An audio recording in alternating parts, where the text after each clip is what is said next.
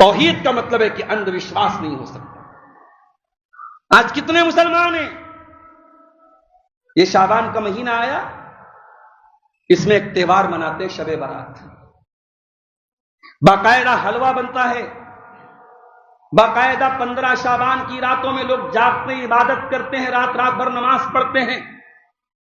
اپنے مردوں کے بارے میں یہ عقیدہ رکھتے ہیں کہ ہمارے مردوں کی روحیں گھر میں آتی ہیں، ان کو خوش کرنے کے لیے حلوے کی نیاز دی جاتی ہے، حلوے پر فاتحہ ہوتا ہے۔ کیا یہ شرکی عقیدہ نہیں ہے؟ کیا یہ توحید کے خلاف نہیں ہے؟ اسلام کی نظر میں کبھی کوئی مرنے کے بعد کسی کی آتما، کسی کی روح کبھی دنیا میں واپس نہیں لوٹتی ہے۔ قرآن کہتا ہے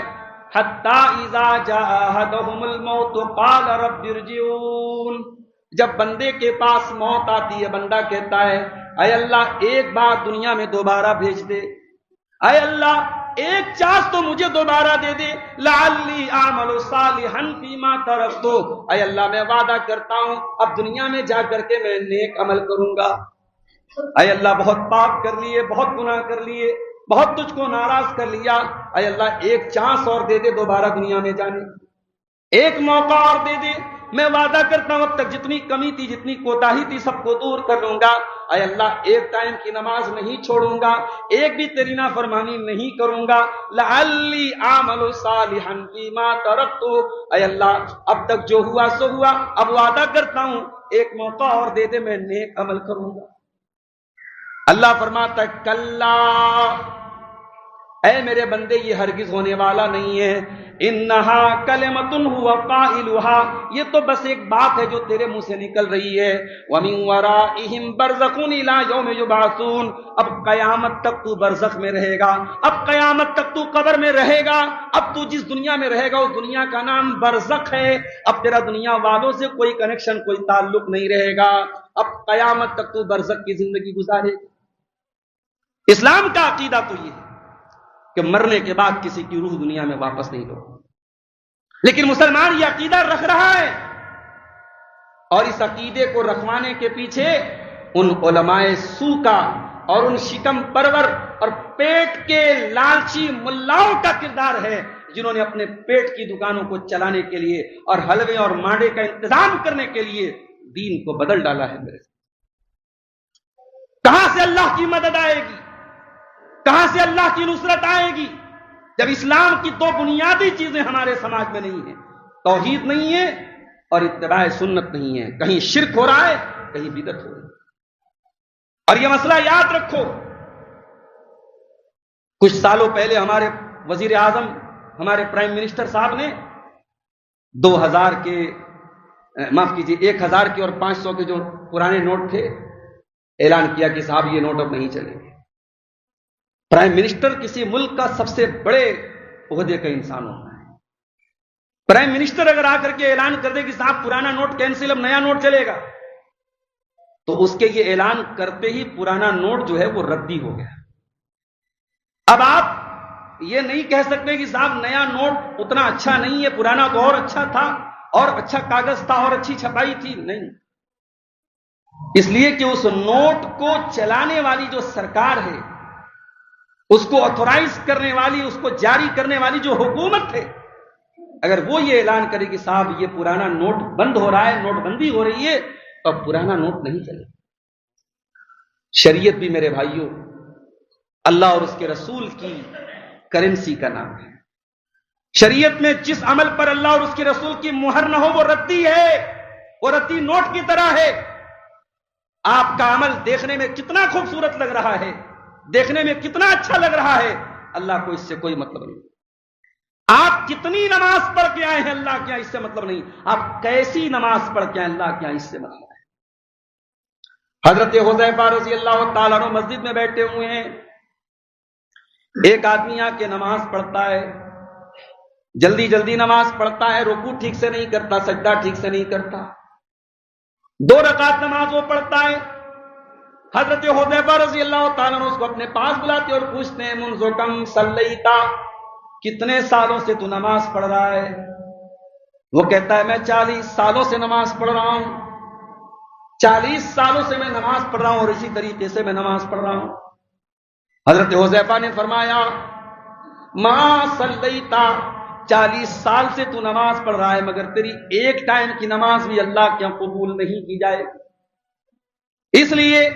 کہ تو رکوع صحیح طریقے سے نہیں کر رہا ہے، تو سجدہ صحیح طریقے سے نہیں کر رہا ہے، تو جناب محمد رسول اللہ کے طریقے پر نماز نہیں پڑھ رہا ہے، اور اسی نماز کے اوپر تیرا انتقال ہو گیا۔ وَلَوْ مُتَّ عَلَىٰ غَيْرِ الْفِطْرَةِ، اگر تیرا انتقال اسی طریقے پر ہو گیا تو تیرا انتقال اس طریقے پر نہیں ہوگا جو طریقہ جناب محمد رسول اللہ صلی اللہ علیہ وسلم کا تھا۔ پتہ یہ چلا کہ اللہ کے ہاں کوانٹٹی نہیں، اللہ کی کوالٹی دیکھی جاتی ہے۔ آج کا مسلمانوں کا سماج اور معاشرہ اگر ہم غور کریں میرے پیارے ساتھیوں تو بہت سارے معاملات میں توحید سے دور ہے، رسول کی سنت سے دور ہے۔ اور میرا جملہ نوٹ کر لو، سماج کب بگڑتا ہے؟ سماج 2 وجہ سے بگڑتا ہے۔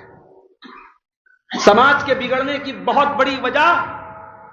جب سماج کا وہ طبقہ جس کے پاس دولت ہوتی ہے، جو خوشحال طبقہ ہوتا ہے، جو پیسے والا طبقہ ہوتا ہے، جب وہ بگڑتا ہے تو سماج زیادہ بگڑتا ہے۔ سماج کے بگاڑ کی شروعات ہمیشہ امیروں سے ہوتی ہے، ہمیشہ بڑے لوگوں سے ہوتی ہے۔ اللہ قرآن میں کہتا ہے، قرآن کے 15ویں پارے میں،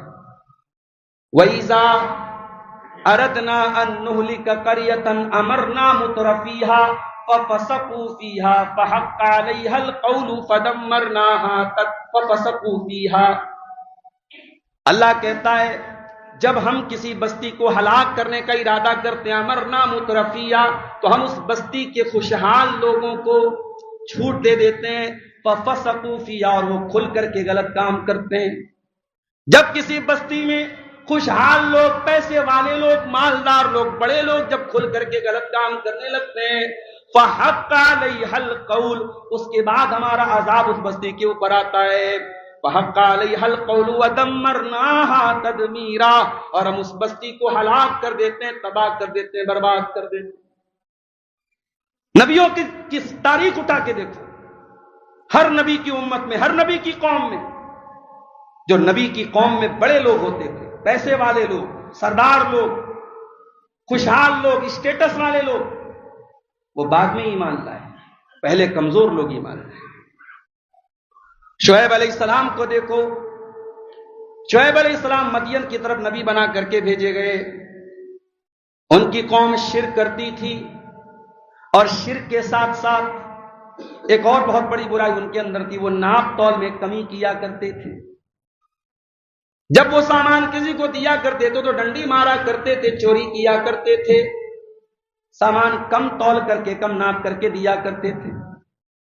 شعیب علیہ السلام نے بڑے پیار سے اپنی قوم کو سمجھایا، توحید کی بھی دعوت دی، اس چوری اور بے ایمانی سے بھی ان کو منع کیا، لیکن شعیب علیہ السلام کے قوم کے جو بڑے لوگ تھے وہ ان کے اوپر ایمان نہیں لائے، جو کمزور لوگ تھے وہ ان کے اوپر ایمان لے آئے۔ اسی لیے شعیب علیہ السلام کی قوم کے لوگوں نے کہا، وَمَا نَرَاكَ اتَّبَعَكَ إِلَّا الَّذِينَ هُمْ أَرَاذِلُنَا بَادِيَ الرَّأْيِ، اے شعیب ہم دیکھتے ہیں کہ تیرے ماننے والے بڑے کمزور قسم کے لوگ ہیں، مزدور طبقہ ہے، غریب طبقہ ہے، چھوٹے لوگ ہیں۔ اے شعیب اگر تو سچا نبی ہے تو بڑے لوگ تیری بات کیوں نہیں مانتے، بڑے لوگ تیرے اوپر ایمان کیوں نہیں لاتے؟ سماج میں بگاڑ ہمیشہ بڑے لوگوں سے پہلے آتا ہے، بڑے سے مراد جو پیسے میں بڑے ہوں، خوشحال ہوں، اسٹیٹس والے ہوں۔ سماج میں بگاڑ تب بھی آتا ہے جب سماج میں برائیاں ہو رہی ہوں اور کوئی روکنے والا نہ ہو۔ سماج میں برائی ہو رہی ہو اور آپ آنکھیں موند کر کے گزر جائیں، آپ کے سامنے کہا جائے آپ کے گاؤں میں زنا ہو رہا ہے، شراب پی جا رہی ہے، سود کھایا جا رہا ہے، اور آپ کہیں کہ ارے یار کیا ہو گیا، سود کھایا جا رہا ہے، بہت سارے لوگ سود کھا رہے ہیں، شراب پی جا رہی ہے، بہت سارے لوگ شراب پی رہے ہیں، آپ برائی کو روکنے کی کوئی کوشش نہ کریں۔ میرے پیارے بھائیوں، جب کسی قوم کے اندر لوگ برائی سے روکنا بند کر دیں گے تو پھر اللہ کا عذاب آئے گا، اور جب اللہ کا عذاب آئے گا تو پوری قوم پر آئے گا، پوری بستی پر آئے گا۔ حضرت ابوبکر صدیق رضی اللہ تعالیٰ عنہ خطبہ دے رہے تھے، اور خطبے کے دوران انہوں نے فرمایا کہ اے لوگو، تم لوگ قرآن کی ایک آیت کا بڑا غلط مطلب سمجھتے ہو۔ قرآن میں اللہ نے فرمایا سورہ مائدہ کے اندر، یا ایھا الذین آمنوا علیکم انفسکم، اے ایمان والو اپنی فکر کرو، اپنی چنتا کرو، لا یضرکم من ضل اذا اهتدیتم، اگر تم سیدھے راستے پر ہو تو جو لوگ بھٹک گئے ان کے بھٹکنے سے تمہارا کچھ بگڑنے والا نہیں ہے۔ حضرت ابوبکر صدیق نے کہا اس آیت کا آپ لوگ غلط مطلب سمجھتے ہیں، اس آیت کا مطلب یہ نہیں ہے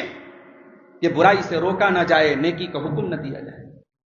او لوگوں کان کھول کر کے سن لو، میں نے جناب محمد رسول اللہ صلی اللہ علیہ وسلم کو یہ فرماتے ہوئے سنا ہے، ان الناس اذا رأوا الظالم، جب لوگ ظالم کو ظلم کرتے ہوئے دیکھیں، جب لوگ غلط کا کام کرنے والے کو غلط کام کرتے ہوئے دیکھیں، وَلَمْ يَأْخُذُوا عَلَىٰ يَدَيْهِ، اور اس کا ہاتھ پکڑ کر کے اس کو روکنے کی کوشش نہ کریں، تو اللہ کے نبی فرماتے ہیں یوشک ان یؤمہم اللہ بعقاب منہ، تو قریب ہے کہ اللہ تعالیٰ کا ایسا عذاب آ جائے جو پوری بستی پر آ جائے، پوری قوم پر آ جائے۔ وہ جو کہاوت ہے نا کہ جب گیہوں پیسا جاتا ہے تو گیہوں کے ساتھ خون بھی پیس جاتا ہے، عذاب آئے گا تو تہجد پڑھنے والے بھی چپیٹ میں آئے گا، عذاب آئے گا تو بے نمازیوں کے ساتھ نمازی بھی چپیٹ میں آئے گا۔ اس لیے سماج اور معاشرے کو تباہی سے بچانا ہے میرے پیارے ساتھی، تو ہمیں سماج میں برائیوں سے روکنا پڑے گا۔ سماج میں ایک طبقہ ایسا ہونا چاہیے جو برائیوں سے روکنے کا کام کرے، ہر دور میں ایسا طبقہ ہونا چاہیے۔ اللہ قرآن میں کہتا ہے وَلْتَكُن مِّنكُمْ أُمَّةٌ يَدْعُونَ إِلَى الْخَيْرِ، اے مسلمانوں تم میں ایک جماعت ایسی بھی ہونی چاہیے، ایک گروہ ایسا بھی ہونا چاہیے، ایک ٹولی ایسی بھی ہونی چاہیے، ایک ٹیم ایسی بھی ہونی چاہیے جس کا کام لوگوں کو بھلائی کی دعوت دینا ہو، وَيَأْمُرُونَ بِالْمَعْرُوفِ، نیکی کا حکم دینا ہو، وَيَنْهَوْنَ عَنِ الْمُنکر، اور برائیوں سے روکنا ہو۔